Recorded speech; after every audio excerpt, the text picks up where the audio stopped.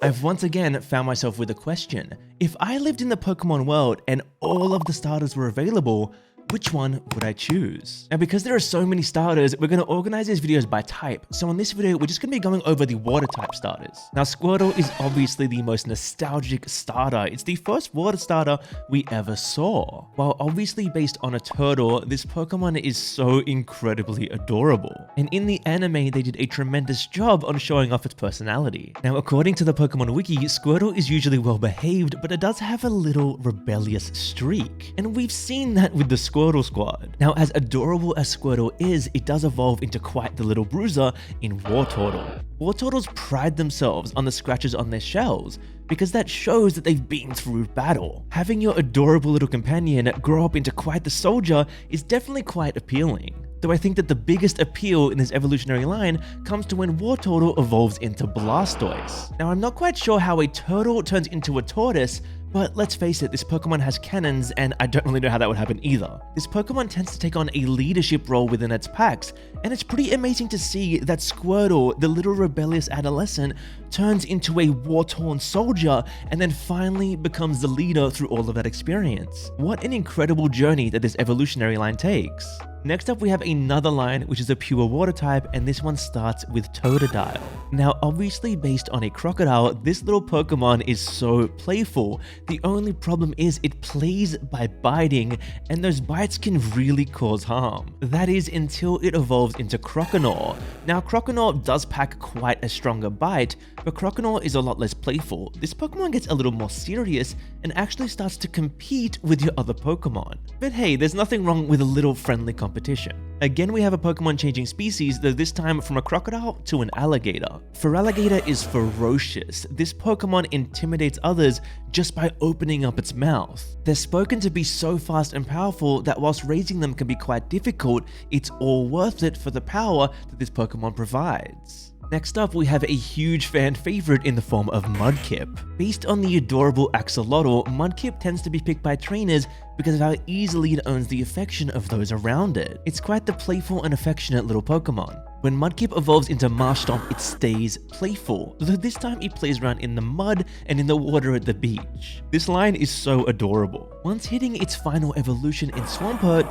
this line becomes a little more serious. You'll have to pick your moments to play with this one. It'll let you know when it wants to play, otherwise it's probably best to leave it alone. Now, it's also worth pointing out that Swampert is a water and ground type, meaning it only has one weakness in grass, though it is 4 times effective. So while being one of its biggest strengths, it can also be quite the weakness at times. Next up, we have the incredibly adorable and unbelievably prideful Piplup.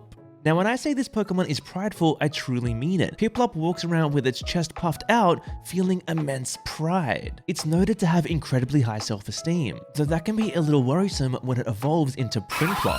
Prinplup are so prideful that they prefer to be on their own. So much so that if 2 Prinplups were to meet, they would engage in displays of dominance. That pride seems to be turning into a little bit of an ego. Once this penguin line finally evolves into the Emperor Penguin Empoleon, it gains an incredible typing in water and steel. Now, finally growing up, Empoleon sees itself as too proud to get involved in petty disputes, though it will become quite aggressive if you attack its pride. Talk about an ego. Next, we'll talk about the adorable sea otter in Oshawott. Oshawott are known for being little troublemakers and a little aggressive.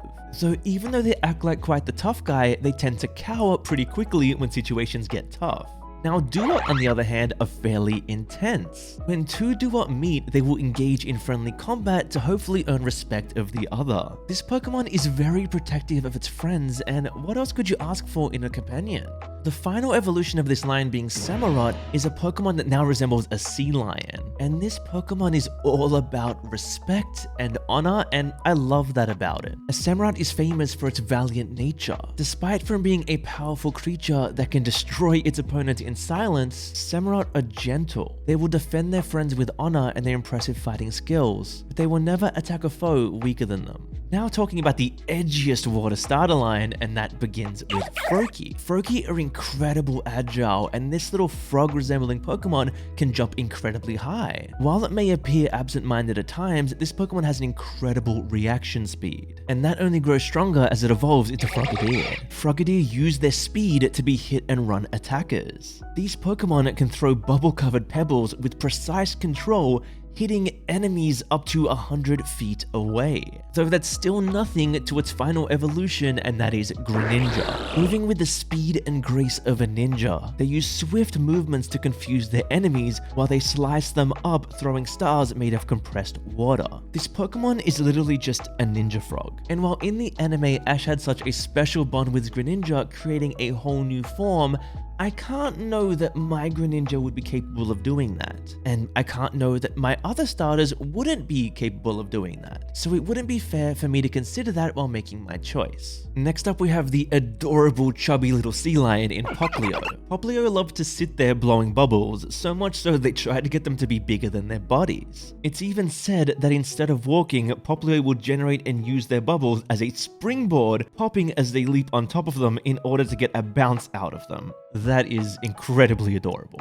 Though after evolving into Brionne, this Pokemon tends to focus more on its dance moves. It will even learn dance moves from humans and focus all its efforts on getting those moves down perfectly. It's rumored that sometimes at night you can see a bunch of Brionne dancing under the moonlight. Now what's pretty cool about this Pokemon line is that once it evolves into Primarina, it uses both of the things it's learned in the pre-evolution stages. It uses its beautiful voice and vocal cords to spit out bubbles like it did before, so this time using them for battle. And it also uses those incredible dance moves to be graceful on the battlefield. Primarina sees every battle as a stage.